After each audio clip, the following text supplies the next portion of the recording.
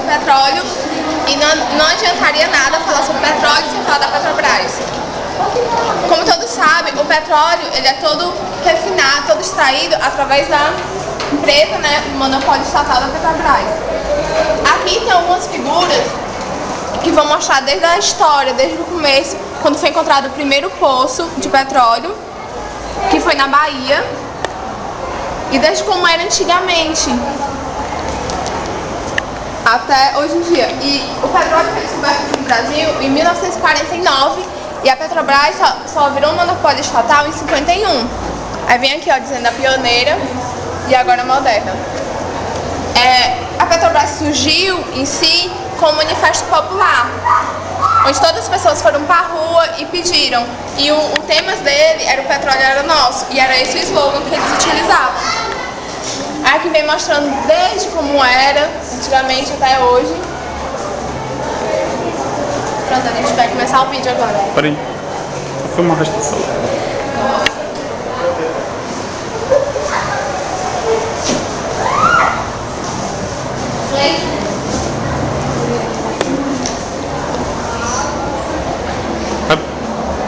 Pode apagar a luz.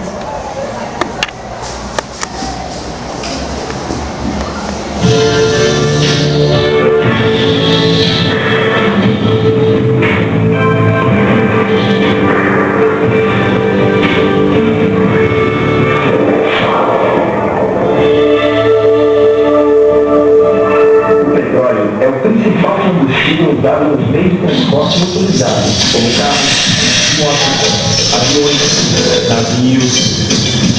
Ele dá origem ao gás de cozinha, perfume, cosméticos, parafina, o asfalto das novas estradas, motores, borracha sintética, tintas, componentes eletrônicos, produtos e os nylon formas para que os ambientais de Paulo e presentes na fábrica do presente poliéster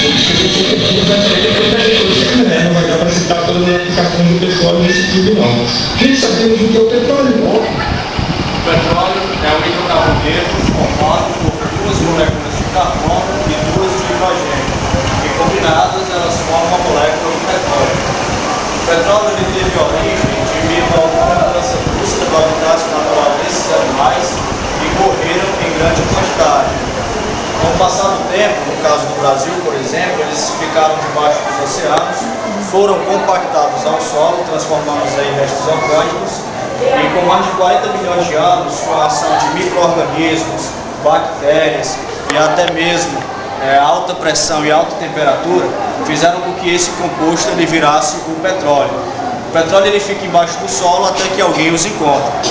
Uma curiosidade a respeito do petróleo é que, além de todas aquelas utilidades, no século XIX, antes do século XIX, por exemplo, ele era utilizado como purgante para o desgosto de muitos garotos da época, como vocês podem observar aí no vídeo.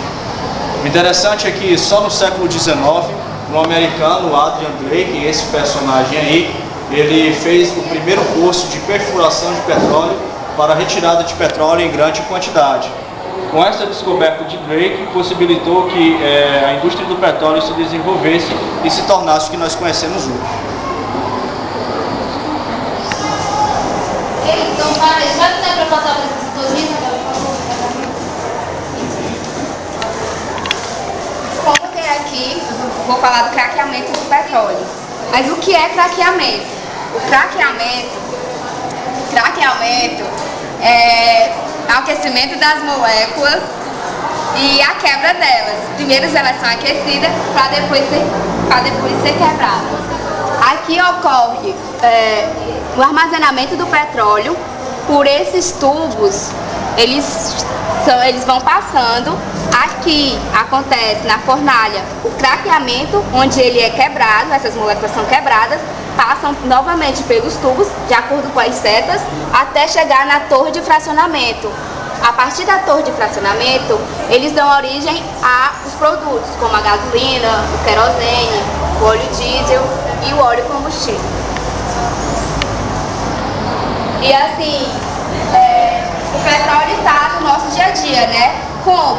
A partir quando a gente utiliza o querosene, a gasolina, o isopor, a parafina, a tinta, o perfume e até dos cosméticos, como o batom e a maquiagem.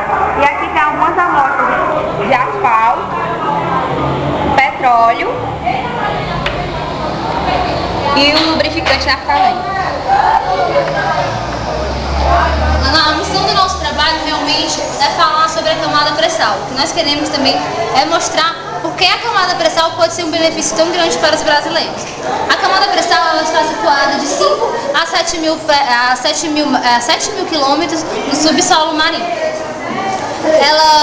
Atualmente, as reservas de petróleo no Brasil só são extraídas na camada, até a camada pós-sal. A gente vai ver aqui uma maquete para entender um pouquinho da camada pré-sal. Aqui são as camadas do subsolo marinho.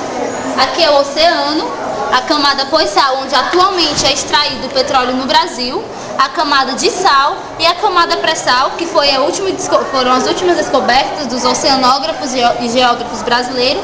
Estima-se que nessa camada, na pré-sal, existam 100 bilhões de barris de petróleo, diferente da camada pós-sal, onde a gente extrai até hoje, que aqui são extraídos aproximadamente 14 a 16 bilhões de barris de petróleo.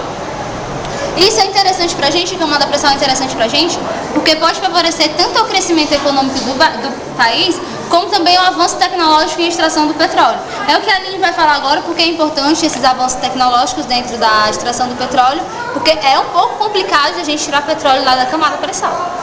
Pois é, dando continuidade com a Mariana falou, né, a camada pós-sal, que hoje a gente encontra a maior parte do petróleo brasileiro, já está sendo extraída há muito tempo, para isso foi desenvolvida a tecnologia originalmente brasileira e tudo.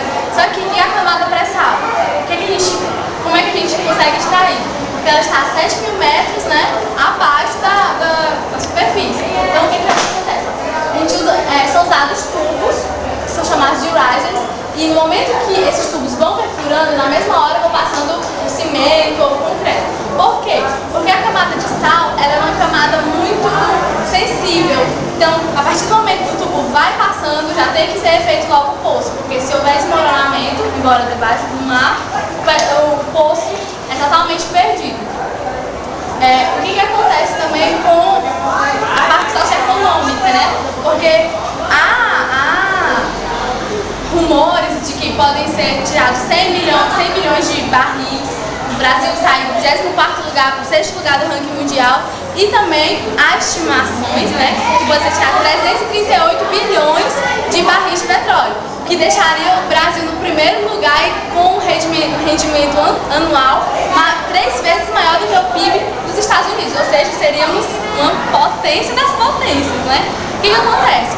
Com isso, como a tecnologia é muito cara, a partir do momento que a gente vai ter que chegar lá para perfurar, porque o riser ele não vai assim retinho, como todo mundo imagina. Ele tem que contornar várias rochas, tem todo um estudo geológico para que a gente chegue até o pré-sal. Então, para chegar lá, a tecnologia é muito cara. Ou seja, ou a gente depende 100% do capital estrangeiro para extrair um recurso originalmente nosso, ou a gente mete as caras e vai pra rua, do mesmo jeito que aconteceu com a estatização da Petrobras, e diz que o pré-sal é nosso e ninguém toma, e a gente investe de uma forma ou de outra, porque o Brasil tem recursos para isso. Então, de uma forma ou de outra, os brasileiros têm que se conscientizar, têm que meter as caras e dizer, olha, a gente vai atrás, a gente vai usar uma tecnologia nossa, a gente tem dinheiro para isso,